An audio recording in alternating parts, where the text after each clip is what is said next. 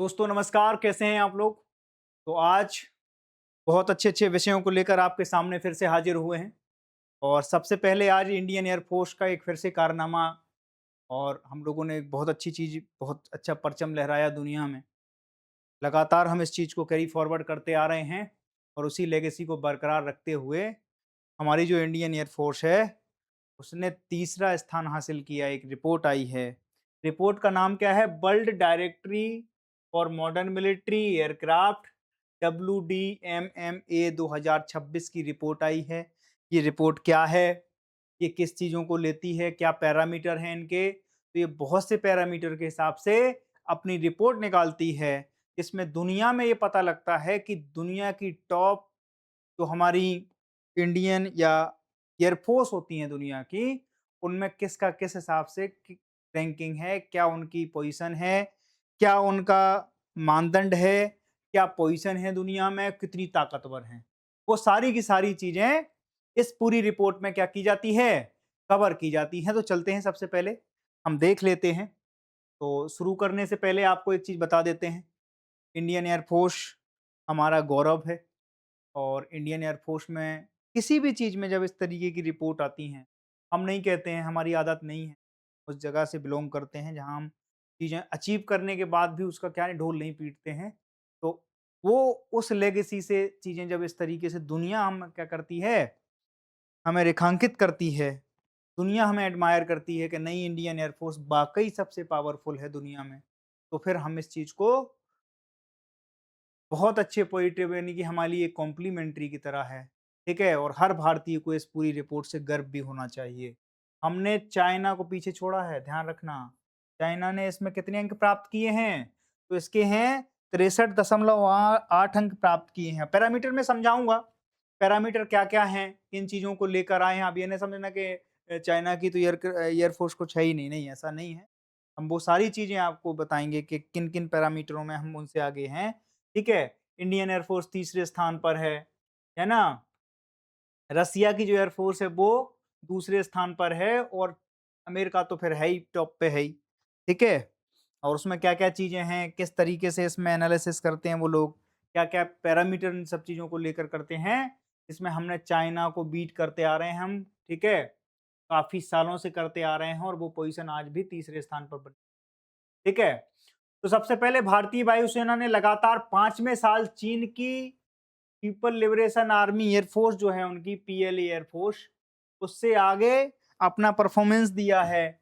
और इसमें क्या-क्या चीज़ें हैं, तो आईएफए की रैंकिंग की प्रमुख वजहें क्या हैं, वो मैं आपके साथ डिस्कस कर रहा हूँ। पर ये कितनी बड़ी अचीवमेंट है कि हमें अपनी चीज़ें पता ही नहीं, हम मतलब कुंठा में जी रहे हैं।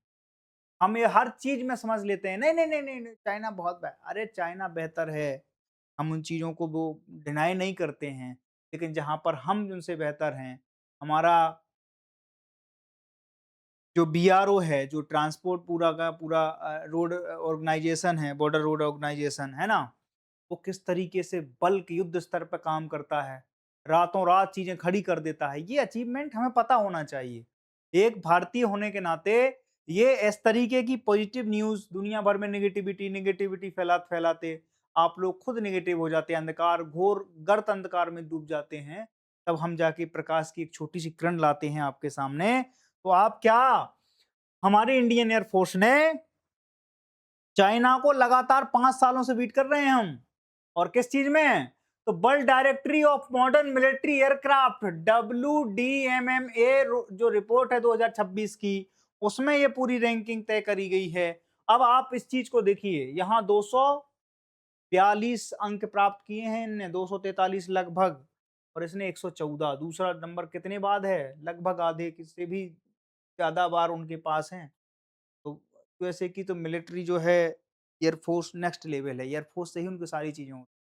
उनके पास उतनी ज़्यादा, जितनी एयरफोर्स है ना उनके पास, उतने में कई देशों का मतलब पूरा, कई देशों की जीडीपी हिल जाती है, तरह तो उसका खुद का बजट है, खुद की एयरक्राफ्ट है उनके, खुद के उस पे क्या नाम से, हर चीज़ का अपना उनका नेवल एक्सरसाइज़ जब होती है तब देखो उनका किस तरीके से होता है, ठीक है? आधुनिक और विविध बेड़ा है देखो भारत के पास।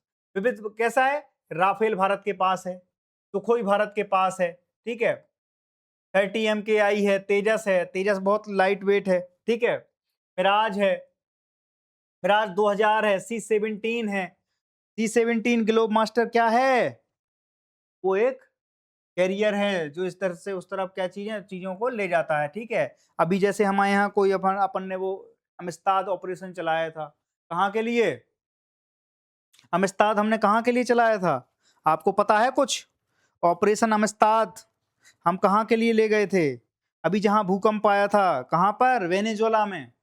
वेनेजुएला में अमिस्ताद, ऑपरेशन अमिस्ताद के थ्रू हम यही C-17 ग्लोब मास्टर में ही तो ले गए थे सारी की सारी एड वगैरह, सारे के सारे डॉक्टर्स, है ना? 20 में जो टेंट हैं, हॉस्पिटल्स हैं, टेम्पररी हॉस्पिटल्स, उन सबको भरकर हम किस में ले गए थे? इस ग्लोब मास्टर ही तो हैं, ठीक है। C-17, अपाचे हैं, चिनूक हैं, डोर्नियर हैं और कई उन्नत किस्म के हेलीकॉप्टर हमारे बेड़े में शामिल हैं। इतनी वैरायटी शायद चाइना के पास नहीं मिलती है, इसीलिए भारत उनसे आगे दिखता है आपको। वैरायटी बहुत है भारत के पास, ठीक है। मतलब जिस जगह हमें जिस तरीके की चीजें चाहिए वो प्रिसाइसेस हमारे पास चीजें हैं। हम टू दी पॉइंट चीजें करने में सक्षम है और ऑपरेशन सिंदूर में हमने इस चीज को साबित किया बार बार। दुनिया कुछ भी बोलती रहे, लेकिन जो जानकार हैं, जो युद्ध को कवर करते हैं, वो ये सब मानते हैं कि भारत ने बहुत भयंकर पिटाई करी, ठीक है? और उसका रीज़न अलग तरीके से भी है, आप समझ सकते हैं कि क्यों पिटाई करी थी, है ना? ताकतवर आदमी पीट सकता है। वो गंभीरता हमारी इस चीज़ से दिखती है कि हम उन चीज़ों में ऐसे नहीं है कि हम हर समय देख रहे हैं कि मेरे पास न्यूक्लियर बम है, मेरे पास न्यूक्लियर बम है। इंडिया तो कभी नहीं कहता कि मेरे पास न्यूक्लियर बम है, क्योंकि उनके पास ऑलरेडी उसके अलावा बहुत सारी कैपेसिटी है, जिससे वो काम कर सकते हैं। आप सोचो छोटे देशों में, बड़े देशों में यही अंतर होता है। 3 साल हो गए रसिया को युद्ध करते-करते। रसिया के पास दुनिया का सबसे खतरनाक न्यूक्लियर बम है। मतलब उसके पास डेड हैंड है। अगर एक बार रसिया चाह ले कि दुनिया खत्म है, तो दुनिया खत्म हो जाएगी। कोई माइकलाल उसको रोक नहीं पाएगा। ध्यान रखना। वो जो कहते हैं ना ट्रम्प साहब कि हम गोल्डन डोम बना रहे हैं, है ना? इज़राइल के पास आयरन डोम है। कोई भी दुनिया का किसी भी तरह का डोम उसको रोक नहीं पाएगा जिस दिन उसने डेड हैंड चालू कर दिया। और डेड हैंड वो कहते हैं कि रसिया पे जिस समय ऐसी बात आ गई कि रसिया ही नहीं बचेगा दुनिया में। तो वो रसिया के जो क्या नाम से प्रेसिडेंट साहब हैं, पुतिन साहब, वो कहते हैं कि जिस दुनिया में रसिया नहीं है, वो दुनिया क्या काम की? फिर वो दुनिया ही नहीं रहेगी। हम वो ऐसी चीज़ कर जाएँगे इस दुनिया में, वो दुनिया ही खत्म हो जाएगी, ठीक है? तो वो उनका अपने सोचने का तरीका ऐसा है। देखो स्वदेशीकरण और आत्मनिर्भरता। ध्यान रखना, तेजस, MK-1A, STT-40, LUH, light weight helicopter है प्रचंड, आकाश, रुद्रम, अस्त्रा, BBR मिसाइलें, ये सारी की सारी मिसाइलें इनमें क्या हैं? इन सारी की सारी चीज़ों से लैस हैं और ये क्या हैं? स्वदेशी हैं। ब्रह्मोस हमारे साथ किसने मिलाया है? तो ब्रह्मोस हमने किसके साथ तैयार की थी? वो किसके साथ तैयार की थी? रसिया के साथ ही तैयार की थी, ठीक है? तो वही है। अब देखो एकीकृत नेटवर्क सेंट्रिक युद्ध क्षमता, अत्याधुनिक रडार S-400 सिस्टम हमारे पास है। इसने बहुत अच्छा परफॉर्मेंस किया, ठीक है? अवाक्स, AEW&C, डाटा लिंक्स और इंटीग्रेटेड एयर डिफेंस सिस्टम भी हमारे पास मौजूद है, जिसमें हम कई लेयर में आकाश डिफेंस सिस्टम हमारे पास है ना? कई जैसे छोटी चीज़ें हैं तो उनके लिए टारगेटेड चीज़ें अलग तरीके से हैं, है ना? तो कई तरह की चीज़ें हम अपने पूरे के पूरे अपने बचाव में कई तरह की चीज़ें भी ऐड करते हैं और उसके बाद हमारे पास उन्नत किस्म के आधुनिक फाइटर जेट भी, ठीक है? उच्च प्रशिक्षण और परिचालन क्षमता भारत के पास, मतलब वेल ट्रेन्ड आदमी हैं। बहुत मतलब एक्सपीरियंस आदमी हमारे पास हैं, जो नियमित अभ्यास करते रहते हैं, एक्सरसाइज बहुत अच्छी होती है हमारे पास। हम तो बैटल टेस्टेड भी हैं, हम तो उतर जाते हैं। कई बार अभी पिछले 50 सालों में हम बैटल टेस्टेड हुए हैं। 71 में लड़ाई लड़े हम, ऑपरेशन सिंदूर में लड़ाई लड़े हम, है ना? हम कारगिल में लड़ाई लड़े, तो हम तो फुल प्रूफ बैटल टेस्टेड है। पड़ोसी हमें इस लायक छोड़ता रहता है, वो कहता है कि ठीक है, आओ 2-2 हाथ कर लेते हैं, ठीक है? तो उससे क्या होता है थोड़ा वर्जिश हो जाता है शरीर का। तो वैसे ही है कि जंग नहीं लगती है हमारे यहाँ की, जैसे हम कहते हैं ना एयरफोर्स है, नेवी है, आर्मी है। तो बिल्कुल ये मान लो कि हम बैटल टेस्टेड चीज़ें हैं हमारे साथ और दुनिया की सबसे अच्छी चीज़ों में ये होता है कि आप बैटल टेस्टेड हैं कि नहीं। चाइना के कई चीज़ें हमसे बहुत आगे हैं, मानते हैं वो, है ना? 5th जनरेशन का फाइटर जेट उनके पास है, 6th जनरेशन पे काम चल रहा है, ठीक है? और ये राफेल क्या है? 4.5 जनरेशन का है, 4 जनरेशन का है, ठीक है? तो हमारे पास भले ही उन चीज़ों लेकिन हम जब उनका अभ्यास करते हैं, तो वही चीज़ बहुत ज़्यादा घातक हो जाती है। कई गुना घातक उसका मतलब वो बढ़ जाती है, एफिशिएंसी बढ़ जाती है। जब हम उस चीज़ को क्या करते हैं, बार-बार अभ्यास करते हैं, बैटल टेस्ट करते हैं, समय-समय पर हमारा बीच-बीच में थोड़ा-सा संघर्ष भी हो जाता है ना? पाकिस्तान के साथ, चाइना के साथ झड़प हो जाती है, तो वहाँ पर हम अपनी सारी चीज़ों को टेस्ट भी कर लेते हैं। रणनीतिक पहुँच और मानवीय सहायता में भूमिका, ध्यान रखना ये बहुत बड़ी चीज़ है। हो सकता है सारी चीज़ें उसके पीछे हों, लेकिन भारत की जो इंडियन एयर फ़ोर्स है, उसका बहुत बड़ा रोल है मानवीय सहायता, है ना? दुनिया में गुडविल और दोस्ती का नाता, जैसे हमने नेपाल में एड भेजी तो इंडियन एयर फ़ोर्स उसमें मोर्चा सँभाला। अभी स्ट्रेट ऑफ हॉर्मूज़ में दिक्कतें आईं, तो चीज़ों को ट्रैफ़िक को निकालने में इंडियन एयर फ़ोर्स का क्रिटिकल रोल था, ठीक है? वो सारी चीज़ें देखी जाती हैं और जब वो सारी चीज़ों का एनालिसिस करते हैं, तो हमारी बास्केट चाइना की बास्केट से ऊपर दिखाई। बात समझ में आ गई? और ये मैं नहीं कह रहा हूँ दोस्त, आप हमारी बात मत मानिए, आप मत मानिए। आपको लग रहा है कि मास्टर पागल हो चुका है, तो आप जाके खुद चेक करिए। हमारी बात पर कभी भरोसा मत करिए, अगर हम झूठ बोल रहे हैं तो, ठीक है? इस रैंकिंग को पिछले 5 सालों से दिया जा रहा है, ठीक है? WDMMA के द्वारा और 2026 में हमने फिर से वही परचम लहराया है, ठीक है? बात समझ में आ गई? तो बालकों आगे चलते हैं। अब देखो हमारी क्या है, हमारा हमारा कोर क्या है? हमारे पास लगभग 1700 से भी ज़्यादा विमान, चाइना के पास तो बहुत बड़ी, लेकिन यहाँ हम जीत जाते हैं, ठीक है? ऑपरेशन दोस्त, ऑपरेशन राहत mission, operation UN peace keeping में हमारा बहुत ज़्यादा वो है, इंडो पैसिफिक में रणनीतिक उपस्थिति है ना? और अब तो और भी जगह फारस की खाड़ी, ओमान की खाड़ी, पूरा रूट पे हम लोग आपको अब हमारी प्रेजेंस दिख जाएगी आप, ठीक है? कुल सक्रिय कर्मी कितने हैं? ये बहुत बड़ा नंबर है। 1.7 लाख एयर फोर्स हमारे पास एग्जिस्ट करती है, जो लाइव अभी बिल्कुल में है, ठीक है? 70 से ज़्यादा एयर बेस हैं, भिन्न-भिन्न जगहों पर हैं, ठीक है? स्थापना हुई एयर फोर्स की 7-8 अक्टूबर 1932 को और इसका जो मोटो है, नभा स्पूसम दीप्तम, आकाश को छूने वाले, ठीक है? हमारे शाहीन तो है नहीं साहब, हमारे आकाश को छूने वाले हैं, ठीक है?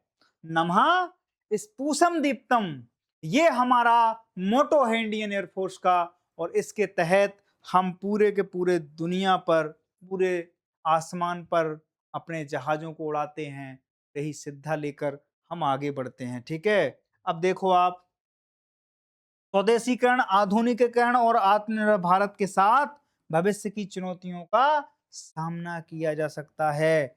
इस बात के ऊपर टिप्पणी लिखिए। ये था आज का क्वेश्चन, ठीक है? अब देखो दूसरी चीज, दूसरी चीज और बढ़िया आई है ना? सीफेरर और सीफेरर फर्स्ट की नीति हमने क्या की है, अभी एक पहल चालू करी है, जिसमें हम सीफेरर्स किसको कहते हैं? सीफेरर्स होते हैं जो आपके वहां पर लोग फंसे हैं, कहां पर? स्टेट ऑफ हॉर्मूज में, ओमान की खाड़ी, फारस की खाड़ी। केंद्रीय बंदरगाह, जहाजरानी और जलमार्ग मंत्री जो है हमारे सर्बानंद सोनोवाल साहब, ये इनकी फोटो है। इन्होंने क्या किया, एक पहल शुरू की, इसकी सुरक्षा सुनिश्चित करने के लिए सीफेयर फर्स्ट पहल शुरू की गई है। हाल ही में MTL बाहिया और MT मोम्बासा जहाजों पर क्या हुई थी, बमबारी हुई थी, ध्यान रखना। एक मिसाइल हिट किया था हमारे इन जहाज़ों पर हिट किया था। एक तो ईरान की तरफ से किया था और एक अमेरिका की तरफ से किया था। जिसमें हमारे कम से कम और कुछ नहीं तो 40 से 30 से ज़्यादा भारतीय जो थे, वो सेलर्स जो इंडियन सेलर्स थे, उनमें कइयों की मृत्यु मृत्यु हुई थी, हताहत हुए थे वो लोग और कई घायल हुए थे और उसमें हमारे 30 से ज़्यादा लोग प्रभावित हुए थे। उसको सबको देखते हुए ये पहल चालू की गई है, इसकी शुरुआत की गई है। इसका उद्देश्य यही है, जो हमारे वहाँ पर सेलर्स हैं, इन जगहों पे फँसे हुए हैं, कहाँ पर? देखो आप, स्टेट ऑफ हॉर्मूज़ यहाँ पर है, गल्फ ऑफ ओमान और गल्फ ऑफ फारस, ठीक है? तो यहाँ पर क्या है, इन दोनों को, इन चीज़ों से अलग करने वाले जो जल डमरू मध्य बोलते हैं, वो यहाँ पर है, आप मैप में देख पा रहे होंगे, ठीक है? यहाँ पर ये सारी की सारी पहल लागू होगी। डैशबोर्ड की मुख्य विशेषताएँ क्या हैं? एक डैशबोर्ड टाइप की चीज़ बनाई है। अब इससे होगा क्या? रियल टाइम ट्रैकिंग हो जाएगी। कोई कहाँ किस तरीके से फँसा हुआ है, सैटेलाइट तरीके से हम उसको क्या कर सकते हैं? मॉनिटर कर सकते हैं। तो हम कोशिश करेंगे, अभी हमने देखा था, एक जहाज में मिसाइल मारी गई। मिसाइल मारने के बाद हमारी इंडियन एयर फ़ोर्स वहाँ नहीं पहुँच पाई, हमारी नेवी तक नहीं पहुँच पाई और उसमें कई लोग डूब के मरे। ओमान ने हमारी बहुत सहायता करी थी, ठीक है? किसने? ओमान ने बहुत ज़्यादा, इनकी जो एयर फ़ोर्स है, नेवी है, उन लोगों ने, जो छोटी नेवियाँ हैं इनके पास, उन लोगों ने बहुत ज़्यादा हमारी सहायता करी और कई लोगों की ज़िंदगियाँ बचाई। भारत सरकार ने ऑफ़िशियली इनको क्या भेजा था? थैंक यू का मैसेज भेजा, ठीक है? धन्यवाद भेजा था कि आपने हमारे लोगों की जान बचाई है। हम उनसे कुछ नहीं कह पाए थे, जो फूफा की वो, फूफा क्यों बोलते हैं? तो वो जो हमारे भाई साहब हैं, पूरे वालों वाले फूफा आदरणीय डोनाल्ड ट्रम्प साहब, उनसे हम पता नहीं क्यों दिक्कत है थोड़ा-सा, अपन एक तो ये है कि अपनी इकोनॉमी उनके साथ इंटीग्रेटेड है, इसलिए चीज़ें लट होने में ज़्यादा वो नहीं होता, झुकाव बहुत ज़रूरी होता है, मैं मानता हूँ। बातचीत होती रहना चाहिए, ठीक है? वही सारी चीज़ें हैं कि रियल टाइम जहाज की ट्रैकिंग हो पाएगी, इससे लाभ क्या-क्या हैं?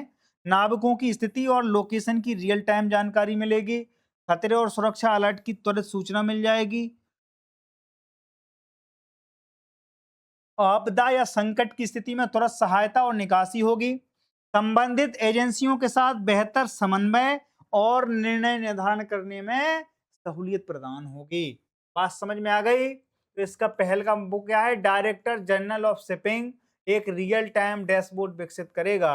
जो डीजीएस होते हैं, डायरेक्टर जनरल ऑफ शिपिंग जो होते हैं, डायरेक्टरेट जनरल ऑफ शिपिंग, वो इसके ऊपर एक पूरा डैशबोर्ड तैयार करेंगे। इसमें उन सारे नाविकों की क्या होगी?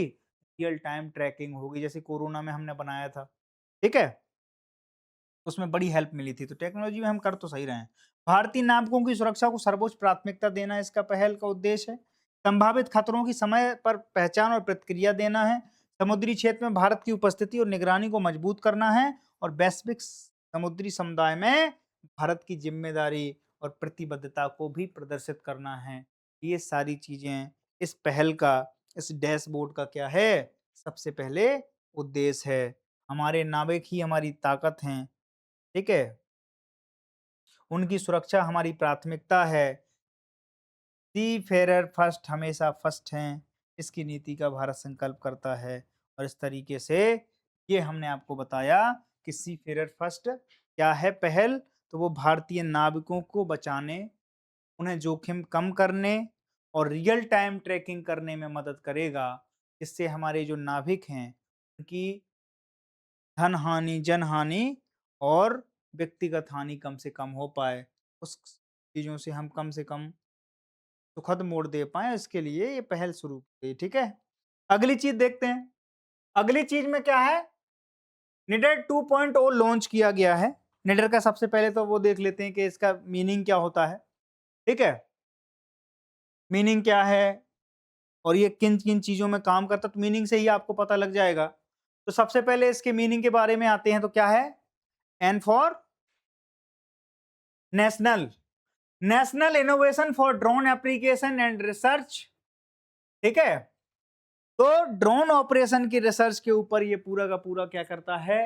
निडर जो है पहल वो है, वो लॉन्च का नाम से काम करती है और स्वयान पहल के तहत ड्रोन अनुसंधानों को नई उड़ान प्रदान की जाती है। आपने वो देखी है? उरी एक मूवी आई थी, उसमें एक लड़का होता है, अजीत डोभाल साहब का कैरेक्टर वो निभा रहे होते हैं। तो वो क्या करते हैं कि वो कहते हैं कि हमें इस तरीके के ड्रोन चाहिए रात में, कितने बन जाएँगे? कल सुबह की फ्लाइट में 4 रखवा दीजिए। तो वो ड्रोन क्या था? वो एक जो बाज होती है ना, बाज की तरह उसका वो बनाया गया था स्ट्रक्चर उस लड़के के द्वारा। वो क्या कर रहा था कि आगे उड़ता जा रहा था और सब जगह की रियल टाइम के, और लोगों को ऐसा लग रहा था कि क्या है? ये एक पक्षी है, पर वो रियल में क्या था? एक ड्रोन था, ठीक है? तो कई तरह के अनुसंधान अभी चल रहे हैं, इसरो के अंदर चल रहे हैं। डीआरडीओ बहुत ज़्यादा इसमें इन्वॉल्व रहता है, ठीक है? और बहुत सी चीज़ों में डीआरडीओ का क्रिटिकल रोल होता है और भारत की हमारा जो इंटीग्रेटेड पैनल है, ये जो हमारा डिफेंस सिस्टम है, एयर फोर्स है और उन सब लोगों के कोऑर्डिनेशन में कई ऐसे सिस्टम काम कर रहे होते हैं, रडार वगैरह सब चीज़ साथ मिल कर के, जिससे हमारी सुरक्षा सुनिश्चित हो पाती है। बात समझ में आ गई आपके? तो इधर देखो निडर है क्या? तो निडर है national innovation drone application and research, राष्ट्रीय ड्रोन अनुसंधान कार्यक्रम है जो स्वदेशी ड्रोन और प्रौद्योगिकी के विकास, इनोवेशन और वास्तविक जीवन अनुप्रयोगों को प्रोत्साहित करता है। ठीक है, इसी को क्या बोलते हैं, निडर। और 2.0 में क्या है, निडर का दूसरा संस्करण स्वयान पहल के तहत लॉन्च किया गया है। फोकस है कि स्वायत्त प्रणालियों, हेटा ऑटोनोमस सिस्टम, स्वदेशी और बेगा प्रोसेसर द्वारा समर्थित उन्नत स्वदेशी कंप्यूटिंग प्लेटफॉर्म का उपयोग करके अनुसंधान, नवाचार और स्टार्टअप को मजबूती प्रदान करना। ध्यान रखना हमारे यहाँ डिफेंस का जो सेक्टर है वो बढ़ता जा रहा है। कई सेक्टरों में हम ड्रोन क्या कर रहे हैं, प्राइवेट प्लेयरों को भी उतार रहे हैं। कई कंपोनेंट क्या करती हैं, हमारे देश के निजी क्षेत्र में भी गई हैं। तो क्या होगा, एक बहुत अच्छा इनोवेट स्टार्टअप्स को क्या हो रही है, बहुत ज्यादा मजबूती मिल रही है और इससे देश की सुरक्षा भी मजबूत हो। आप देखो आज का पूरा जो वॉरफेयर है वो किसमें बदल गया है, ड्रोन वॉरफेयर में बदला है। तो ऐसे पहलों की बहुत ज्यादा क्या बढ़ जाती है, जिम्मेदारी बढ़ जाती है और बहुत ज्यादा ये यूजफुल हो जाते हैं। वेगा प्रोसेसर स्वदेशी शक्ति क्या है, पूर्णतः स्वदेशी उच्च प्रदर्शन प्रोसेसर है। डिजाइन भी इंडिया ने किया है। ड्रोन के लिए उन्नत डेटा प्रोसेसिंग क्षमता है। कृत्रिम बुद्धिमत्ता, एआई और मशीन लर्निंग अनुप्रयोगों के लिए एक अनुकूल चीज है। सुरक्षित, विश्वसनीय और मिशन क्रिटिकल कार्यों के लिए उपयुक्त है। अब देखो आप, ये स्वदेशी है इसलिए बहुत ज्यादा वो है। अगर ये परदेशी होता, सोचो आप क्या होता। हम पे यही चीज के तो लिए सबोटाज किया जाता था हमें कि साहब ये कर लो नहीं तो हम क्या कर देंगे आपका। अभी हमने F-35 F-16 क्यों नहीं लिया अमेरिका से, F-35 बेचने की कोशिश कर रहे थे हम। हमने इसीलिए तो नहीं लिए। भारत आज के समय जिसके साथ भी आप रसिया जैसे एक 57 के लिए बात कर रहा है, ठीक है? इसके बाद आप देखो राफेल का भी वो कह रहे हैं हम अपग्रेडेड वर्ज़न है, हम आपको टेक्नोलॉजी भी ट्रांसफ़र कर देंगे। भारत के साथ दिक्कत ये है कि भारत का जो विमान वो है, प्रोग्राम है, इंजन प्रोग्राम है, वो कावेरी कह रहे हैं हम लोग और वो किसके तहत आ रहा है? अमका के तहत आ रहा है, ठीक है? तो अमका जो हमारा उसके लिए प्रोग्राम लॉन्च किया गया था, हम चाह रहे हैं कि जितने पैसे में आप सोचो हज़ारों करोड़ की डील होती। डिफेंस में राफेल जब हमने खरीदे फ्रांस से, तो हज़ारों करोड़ की डील करी थी उनके साथ। लेकिन उसके बाद हमें मिला क्या? हमें ज़्यादा कुछ नहीं मिल पाया और जब ज़्यादा कुछ नहीं मिलता है तो फिर क्या है, हम कोशिश ये करते हैं कि भाई टेक्नोलॉजी भी ट्रांसफ़र कर दो, डिज़ाइन भी ट्रांसफ़र कर दो, जबकि सब लोग नहीं, क्योंकि उनके तो बेचने का मुख्य कारण वही है। जैसे हम हैं, अगर हम सारी की सारी क्लासें अगर ऑनलाइन डाल देंगे तो फिर आप क्लास में क्या आओगे पढ़ने के लिए? तो कोशिश ये की जाती है कि जितनी चीज़ें हम आपको यहाँ पढ़ा रहे हैं वो तो एक तरह से डेमो है, लेकिन आपको जो एक्चुअल चीज़ें हैं वो कहाँ मिलेंगी? क्लास में मिलेंगी। तो कोशिश ये कर रहे हैं भारत के लोग या हमारे देश की गवर्नमेंट कि सारी की सारी चीज़ें क्या हों? स्वदेशी हों। हमारे द्वारा आत्मनिर्भर द्वारा बनी हुई हों, ठीक है? और उससे क्या होगा? हमारे पास हमारा डाटा रहेगा, हमारी चीज़ें हमारे पास रहेंगी, हमें दूसरे को मतलब हमें कोई आदमी लीकेज करता हुआ नहीं मिल सकता है, कि भाई हमारे यहाँ की इन्फॉर्मेशन को लीक कर रहा है पड़ोसी को, ठीक है? आज तक यूएसए और चाइना यही तो करते हैं, चेक बैलेंस का गेम रखते हैं। क्यों आखिर ऐसी क्या इम्पोर्टेंस है पाकिस्तान के साथ कि वो उनको नहीं छोड़, क्योंकि वो चाहते हैं कि काउंटर करके रखें। और अमेरिका का तो अब विज़न है, बिल्कुल ऑफ़िशियली विज़न है। वो कह रहे हैं मैं दूसरा चाइना बनने ही नहीं दूँगा धरती पे। एक बार मैं चाइना बना चुका हूँ, उसकी गलती कर चुका हूँ। अगली बार मैं क्या नहीं करूँगा? अगली बार मैं चाइना नहीं बनने दूँगा। एक चाइना बन गया वो हमें नहीं दब रहा है। अगली बार हम चाइना नहीं, बात का विशेष ध्यान रखना। और ध्यान रखना दुनिया जब आप बढ़ रहे होते हैं ना तो टाँग नहीं खींचती है, अब तो टाँग काट भी देती है, ठीक क्या खींचती नहीं है खाली, ठीक है? तो हमें हमारे आत्मबल के हिसाब से चीज़ को आगे बढ़ाना पड़ेगा दोस्त और इसमें क्या करनी पड़ेगी? जी तोड़ मेहनत करके हम चीज़ें अभी हमने देखा आज बहुत गंदी रिपोर्ट सुनी, इसरो से 100 से ज़्यादा साइंटिस्ट को हैं पुल आउट कर लिया उन्होंने। बताइए ये चीज़ें ठीक हैं? गगनयान जैसे मिशन पे लोग लगे थे, सबने पुल आउट कर लिया है। ये बहुत बड़ी चीज़ है। बहुत कुछ अच्छा नहीं चल रहा है देश पे। अभी एक परमाणु संयंत्र पे साइबर अटैक हुआ है, वो भी मैं अभी आके तुम्हें बताऊँगा। हो सकता है अगली क्लास में मैं उस पर पूरी चर्चा करूँ विस्तार से, ठीक है? तो बहुत सी चीज़ें अच्छी नहीं चल रही हैं, लेकिन उसके बाद भी हम क्या कर रहे हैं, पॉज़िटिविटी हम क्या कर रहे हैं? तो यान क्या है? तो capacity building for the human resource development in unmanned aircraft system जो हम डेवलप कर रहे हैं, ठीक है? उसके लिए स्वयान उसी को बोलते हैं, स्वायत्त उड़ान और नेविगेशन प्रणाली, ठीक है? नेडर 2 में क्या है? उन्नत सेंसर फ्यूजन और परिस्थितिकी जागरूकता, स्वदेशी एवियोनिक्स और फ्लाइट कंट्रोल सिस्टम लगा हुआ है, सुरक्षित संचार और डाटा सुरक्षा है, नवाचार, प्रोटोटाइपिंग और वास्तविक जीवन अनुप्रयोग है, कृषि फसल निगरानी है, इंफ्रास्ट्रक्चर निरीक्षण है, सुरक्षा और निगरानी है, आपदा प्रबंधन और राहत कार्य है, लॉजिस्टिक और डिलीवरी सेवाएं, सब में सब चीज़ों को कवर किया गया है। बात समझ में आ गई? तो ये था हमारा आज का जो हमने निडर 2 की जो पहल लॉन्च की है, उसका हमने पूरा का पूरा लबो-लुआब देख लिया है। ठीक है? अब आप ते देखो आज स्थिति क्या है? स्टेट ऑफ हॉर्मूज़ के बारे में मैं आपको आज पूरी विस्तार से बताने की कोशिश करूँगा। तो आपको पता होगा स्टेट ऑफ हॉर्मूज़ क्यों बंद है? किन-किन देशों की लड़ाई है? कौन-कौन इसमें प्लेयर हैं? स्टेक होल्डर कौन-कौन से हैं इस पूरे युद्ध के और उनके पीछे की वजह क्या हैं? तो आप समझने की कोशिश करो। अभी हमने वो देखा था डूम्सडे प्लान देखा था कहाँ पे? वो देखा था हमने ईरान के आसपास।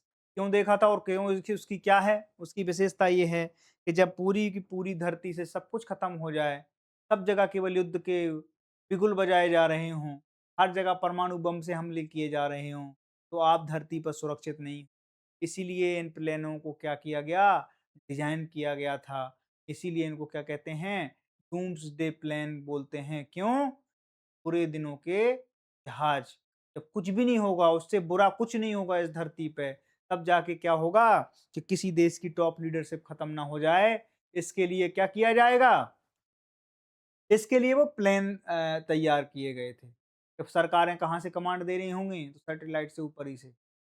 देखो देशवासियों, भाइयों-बहनों, अब रात 12 बजे के बाद आपको घर से बाहर नहीं निकलना है और आज से आपके नए उत्तराधिकारी अमरेंद्र बाहुबली, ठीक है? उत्तराधिकारी उसी में ठीक है?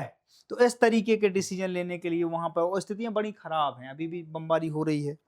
कोशिश की गई थी, लेकिन दिक्कत ये थी कि जो मेडिएटर था वही दलाल था और किस आदमी को मेडिएटर एक पार्टी से कुछ भी बोल रहा था, दूसरी पार्टी से कुछ भी बोल रहा, उसका क्या ट्रस्ट करोगे आप? और जब तक बीच में ट्रस्ट डेफिसिट रहेगा, तब तक आपकी लड़ाई बंद होगी नहीं। वो वाली बातचीत है, बोले दोनों लोग गाली-गलौज कर रहे थे। मैं पहुँचा तब जाके उन पे हाथापाई पोत रहे वो। तो पाकिस्तान का तो वही है, उनका धंधा ही वही है। कभी कहेंगे कि हम युद्ध रुकवा देंगे, कहाँ पे अफ़गानिस्तान में, तुम एक काम करो फंडिंग दो।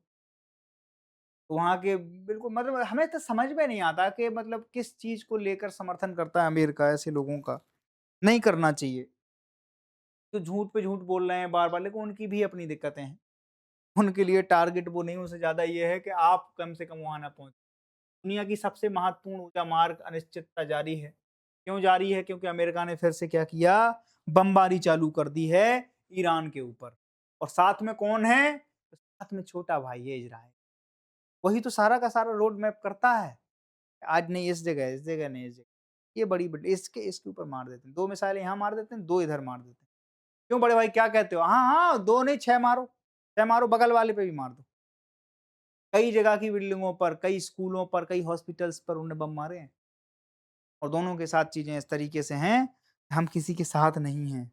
अभी वहाँ पर खमेनी साहब का वो था फ्यूनरल था, अंतिम यात्रा में हम लोग नहीं गए। ऑफ़िशियली उन्होंने बुलाया था कि भारत को इन्विटेशन भेजें और केवल उसके लिए समझौता था। पाकिस्तान की केवल इसलिए मंशा थी कि चलो साहब आपका कर लेते हैं, क्यों? बोले इसका फ्यूनरल करा देते हैं, फिर मारते हैं इन्हें। बहुत पिटाई करते हैं। एसिड रेनी वर्षा हो रही है, काले-काले बारिश होती है वहाँ। इतने ज़्यादा बम घल चुके हैं उसमें, इतनी मिसाइलें मारी जा चुकी हैं उधर और दोनों तरफ है, एक तरफ थोड़ी है। दोनों ही पक्ष आए हैं तैयारियों के साथ, कुछ गर्दनों के साथ हैं, कुछ आरियों के साथ और बोया नहीं है कुछ भी, मगर फसल चाहते हैं लोग कैसा मजाक चल रहा है क्यारियों के साथ। तो ध्यान रखना दोस्त, बहुत सारा मजाक चल रहा है दुनिया के साथ। तो आप ध्यान रखो कि क्या-क्या मजाक चल रहा है। 17 जून 2026 को एक अंतरिम समझौता हुआ था, अंतरिम ही बोलेंगे अब तो, है ना? उसमें ये था कि दोनों देशों में क्या करेंगे, शांति बहाल करने की कोशिश करेंगे। इसके बाद ईरान को वो करेगा। अब दिक्कत क्या आ गई उसमें, ईरान कह रहा है कि इस पूरे एरिया को क्या हम गार्जियन हैं यहाँ के, हम करेंगे कंट्रोल, और जो शिप निकलेगी उससे क्या करेंगे, चुंगी वसूलेंगे। अमेरिका बोला अरे, डोनाल्ड ट्रम्प साहब बोले ये तो धंधे की बात बोल रहा है। बोले नहीं नहीं नहीं नहीं, बोले चुंगी आपका विषय नहीं, चुंगी आई एम द बॉस, है ना, G7 में ही तो बोले थे वो, I am the boss, world boss. तो जब चुंगी की बात आएगी तो ट्रम्प साहब क्या आ जाएंगे, कूद जाएंगे बीच में। वो नहीं नहीं, आप उन्हें चुंगी दे के आएंगे, आप यहाँ चुंगी देंगे, देखो इस लाल लाल घेरे में मान लो ईरान है, ईरान को वो कह रहे हैं आप चुंगी दे देंगे, तो यहां हम बैठे हैं भाई साहब बड़े घेरे में, यहां चुंगी फिर हमें भी चाहिए। आदमी क्या करे, एक तो आदमी वैसे ही परेशान है, महीनों से यहां डेरा डाले है, ऊपर से आप कह रहे हो हमें चुंगी चाहिए, हमें चुंगी चाहिए। बीच का रास्ता इंटरनेशनल वो है, वाटर बॉडी है वो, और अंतरराष्ट्रीय वाटर बॉडी पे देखो मुज्जू गप्पू बैठ गए हैं। तो फिर से क्या हुआ, क्लेश हुआ, और इस चीज पे बात आई सबसे पावरफुल कौन है, तो बोले हम घर के आदमी। कहते ना तुम बराती हो, तुम कितने भी बड़े बारात होते, बारात से जो बारात है वो गांव से बड़ी थोड़ी हो जाती है, ये कहावत है ना। तो वही वाली बात है, बोले हम यहाँ के लोकल लोग, तो हमारा ज्यादा प्रेफरेंस है, तुम्हें वहां से आना है, वहां से डीजल भरवाओगे, पेट्रोल लाओगे, वहां से इतनी सेना लाओगे, यहाँ तक आते आते मर जाओगे। लेकिन हमें तो क्या करना है, हमें एक व्हाट्सअप मैसेज फॉरवर्ड करना है, इतने में लाखों करोड़ों लोग बाहर आ जाएंगे, हमारी सेनाएं पहुंच जाएंगी, हमारे सारे के सारे संसाधन, सारे के सारे ड्रोन मिसाइल सब यहीं पे हैं, हमारा पड़ला ज्यादा भारी है। और इसी कसम में कि हम बहुत बड़े बॉस हैं, हम बहुत बड़े बॉस हैं, इसी कसम में दोस्त इस पूरी दुनिया की वाट लगी पड़ी है। ठीक है, अब देखो अंतरिम समझौते के बावजूद जहाजों की आवाजाही युद्ध पूर्व स्तर पर 140 दैनिक ट्रांजिट से काफी कम रही। देखो 140 से कम जहाज गुजर रहे थे रोज के, जब युद्ध खत्म हुआ उसके पूर्व की बात कर रहा हूं, आवाजाही बहुत कम थी। उसके बाद बढ़ी, इनने फिर बम मार दिए, इनने कहा ये तो बहुत अच्छी चीज है, और ये सबसे सक्रिय चीज है, ये स्टेट ऑफ हॉर्मुज इसीलिए न्यूज में है, और मैं इसीलिए आप पे बहुत सारे वीडियो इस पे बना देता हूं ताकि आपको इसकी स्थिति समझ में आती रहे। ईरान का दावा है कि वह हमेशा से स्टेट ऑफ हॉर्मुज के संरक्षक रहा है, गार्जियन रहा है, इसीलिए वो उसकी सुरक्षा भी करता है, इसीलिए वो चुंगी वसूलेगा। अमेरिका बोले ना, ईरान के इन दावों को खारिज करते हुए कहा कि ईरान का समुद्री यातायात पर नियंत्रण का दावा गलत और भ्रामक है।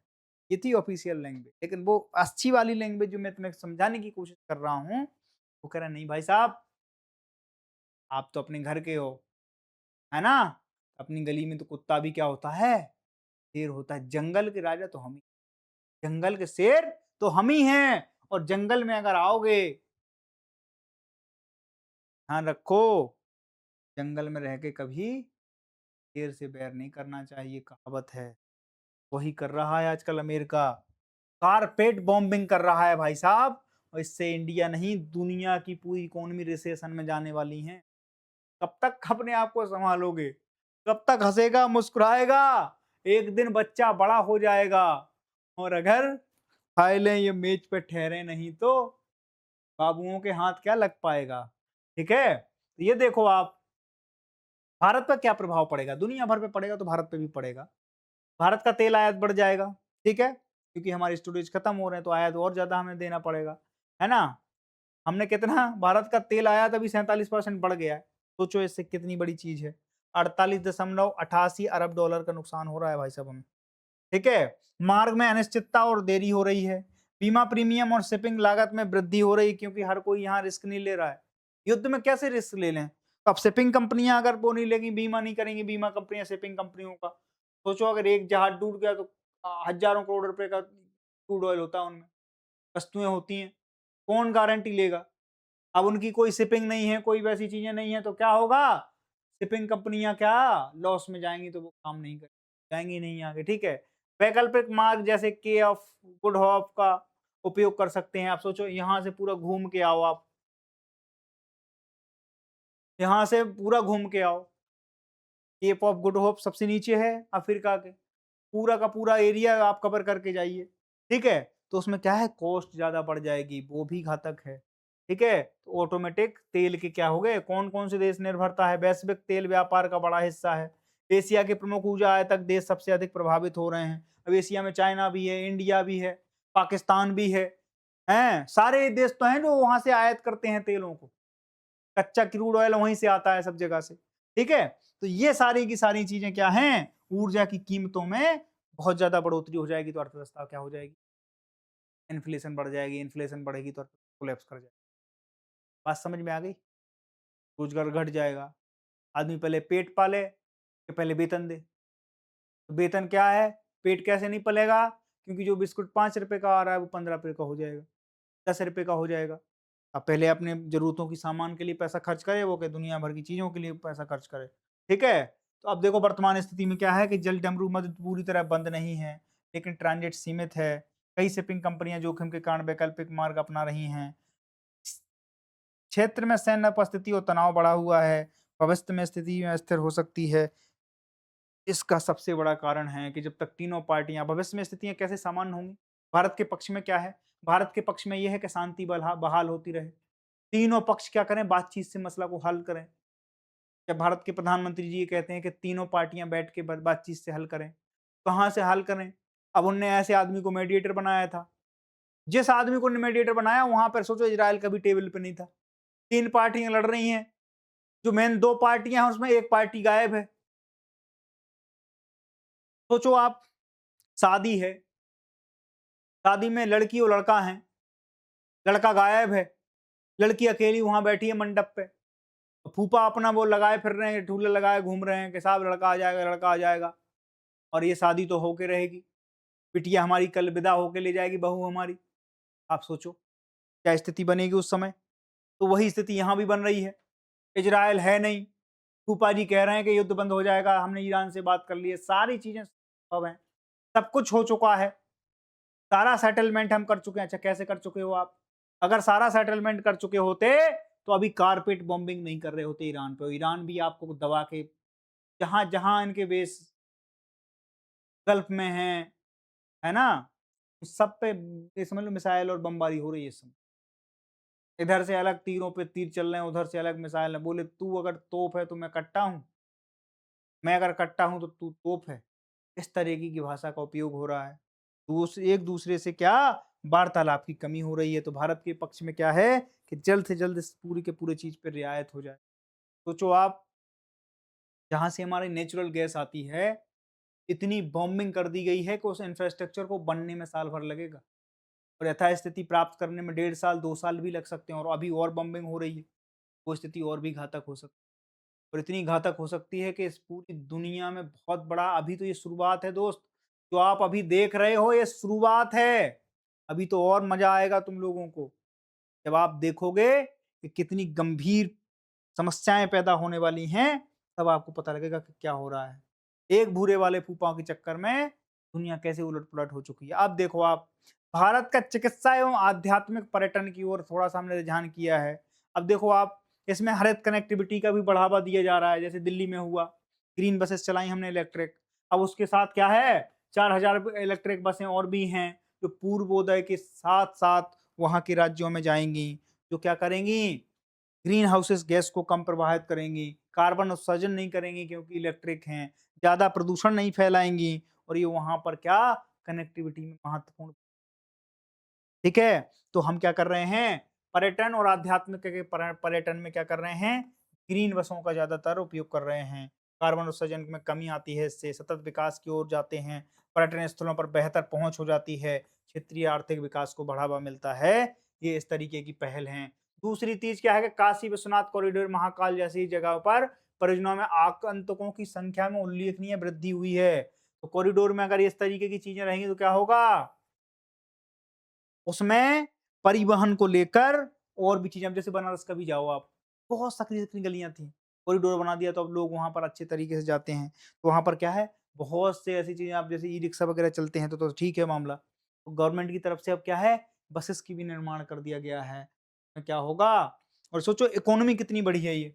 पर्यटन से हमारे यहाँ लगभग अभी 7, 8 साढ़े 8 अरब डॉलर की जो है कमाई होती है। और ये 2030 तक हम लोगों को कितना बढ़ाना है? 16 अरब डॉलर बढ़ाना है। अब कैसे-कैसे होती है? तो हमारी सॉफ्ट पावर है इस चीज़ में। जैसे हमने इंटरनेशनल योगा डे मनाया। इंटरनेशनल योगा डे 21 जून को हो रहा है। 21 जून को सोचो दुनिया भर से लोग आ रहे हैं। कहाँ पे योगा करने के लिए? सीखने के लिए। दुनिया भर में ट्विटर है, योगा सब लोग करते हैं। मैं पिछली बार भी बता रहा था कराची के लोग इस बार योगा करते हुए दिखे अपन को। उन लोगों ने इस चीज़ को अपनाया। अब वो कहते हैं कि हम क्या हैं इंडस वैली सिविलाइजेशन के हिस्सा हैं और आप इस तरीके से सिंधु नदी का पानी नहीं रोक सकते। सिंधु में मेरा कतरा खून तैरेगा अगर तुमने एक बूंद वहाँ के नेता अभी नया-नया अपडेट ये मिला। मैं ये सोच रहा था कि अभी तक आज़ादी के बाद पाकिस्तान की पहचान केवल इतनी सी है कि वो भारत का विरोधी है। लेकिन अभी मुझे पता चला इस साल नया अपडेट आया, ज्ञान में मेरी वृद्धि हो गई दोस्त। उनने ये बताया कि मैं सिंधु सिविलाइजेशन का हिस्सा था और मैं सिंधुवासी हूँ। इसीलिए सिंधु का पानी आप नहीं रोक सकते। बात समझ में आ गई आपके? तो ये सारे के सारे जब उन्होंने तर्क दिए तो मुझे थोड़ा हँसी भी आई और अच्छा भी लगा कि कम से कम जान बची और लाखों पाए, लौट के बुद्धू घर को आए। ठीक है? तो ये सारी चीज़ें हैं। उच्च गुणवत्ता वाली संस्थाएँ, सेवाएँ हैं, किफ़ायती उपचार लागत है ना? योग है, आयुर्वेद है, वो सारी की सारी चीज़ें क्योंकि लोग ये चाह रहे हैं कि अब नेचुरल तरीके से भी अपनी बॉडी को क्या किया जाए, क्या नाम से इम्यून सिस्टम बेहतर किया जाए। तो उसके लिए क्या ज़रूरी है? आयुर्वेद की दवाइयाँ, है ना? आयुर्वेद हो गया, योगा हो गया, अपने आप को हील कैसे करेंगे आप, मेंटली हील कैसे करेंगे, फिजिकली हील कैसे करेंगे, तो उसके लिए भारत एक बहुत अच्छी डेस्टिनेशन है, बहुत अच्छा पर्यटन का बहुत बड़ा सोर्स है भारत। छोटी-छोटी चीज़ों में लोगों ने बढ़िया टूरिज़्म डेवलप कर लिया है।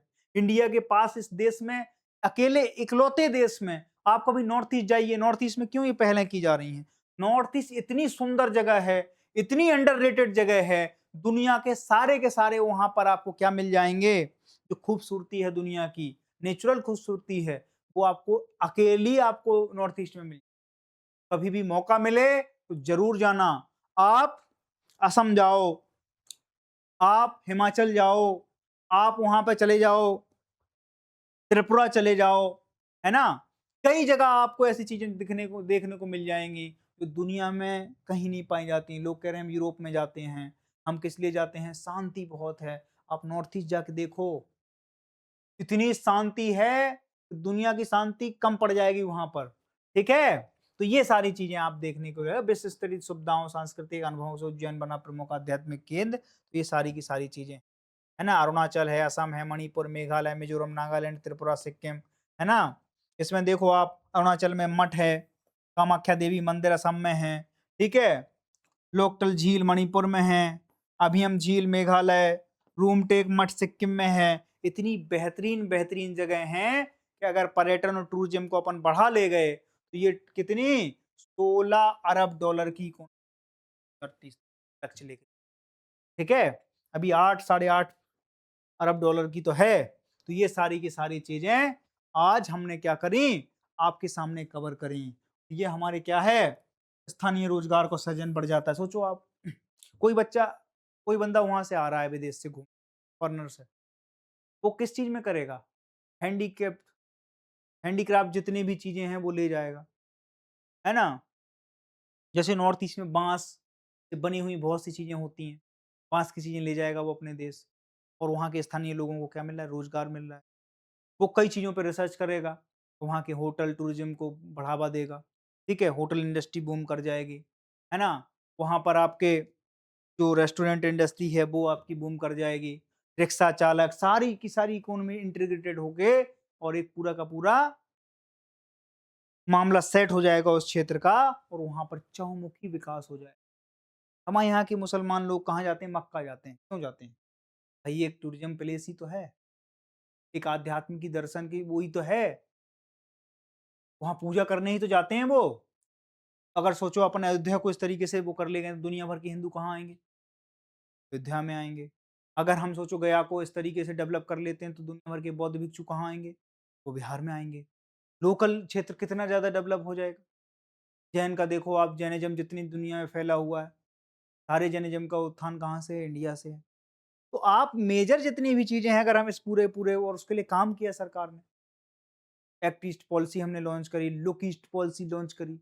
ये सारी चीज़ें क्यों करी गई? स्टेप बाय स्टेप इसी चीज़ को बढ़ावा देने के लिए कि हमारे टूरिज़्म भी बढ़े, ठीक है? एक्ट ईस्ट पॉलिसी में कई देशों को हमने उसमें रखा, जैसे अभी फिलीपींस का मैंने ज़िक्र किया था, है ना? जितने भी एक्ट ईस्ट में लोग हैं, उनका एक महत्वपूर्ण हिस्सा है। इंडो पैसिफिक में हम एक सर्किट बना रहे हैं, बुद्धा सर्किट बनाया हमने, राम सर्किट बनाया हमने, है ना? तो ये सर्किट क्यों लॉन्च किए गए थे? ताकि हमारी साझी विरासत का क्या हो सके, एक-दूसरे पे आदान-प्रदान हो सके। बात समझ में आ गई? तो ये हमारी सॉफ्ट पावर का विषय। हाँ, आज का जो हमारा वो था, टॉपिक था, वो सारे के सारे हम कवर कर चुके हैं और कोई भी क्वेरी आपको हुआ करे, तो डेल्टा रैंकर्स के यूट्यूब चैनल वगैरह पे, वेबसाइट पे, सब जगह आपका क्या है, नंबर है, प्रेषित है। वहाँ से कॉन्टैक्ट करके आप डिटेल लेकर और एडमिशन वगैरह ले सकते हैं, जो कुछ आपकी इच्छा हो।